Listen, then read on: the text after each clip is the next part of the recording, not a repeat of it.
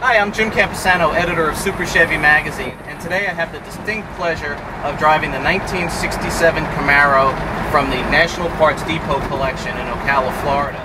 This, like the other cars in the collection, belong to National Parts Depot owners Jim and Rick Schmidt.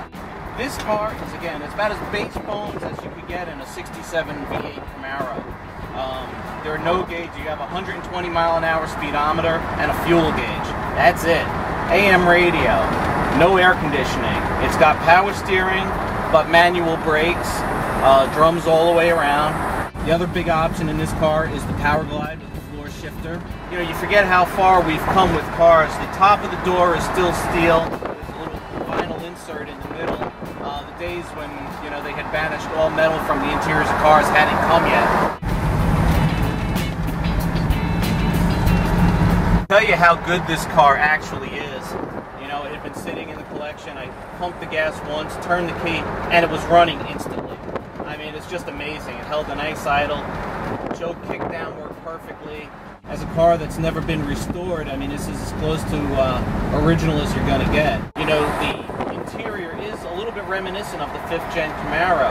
You know, it's very plain on the passenger side, a little plain over here, just a couple of knobs. Very simple. The one thing you get with this car that you don't get in the new Camaro is a lot more visibility. Because there are no, you know, 5-star crash ratings in 1967, the A-pillars are nice and thin. Looks good. Might not work as well in a rollover, but we'll try not to roll this car over today. Speaking of rolling over, the other fun part of this car is the bias-ply tires. You know, we forget when you drive radials all day long and 17, 18-inch tires on even the cheapest daily drivers anymore. These bias-plies, you really got to remember what's under the car. Even going through a slow corner at about 18 miles an hour, you can really feel them try to start going away. Kind of funny, kind of reminiscent of another era, but see that steering? I mean, really very little effort it takes, but on the road it's actually okay feel. You know where the car's going. Instead of modern radial tires would definitely make it feel better. However, there you start losing the originality factor. You know, just a 327 with 210 horse.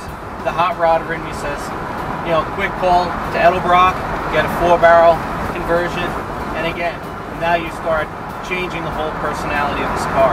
What's so wonderful about it is completely bone stock. There's nothing that's been changed on this car. So I really feel, even though it's 2013, I can picture myself 1967 driving this fabulous car somewhere, taking a trip, seeing the USA in my Chevrolet. I just love it.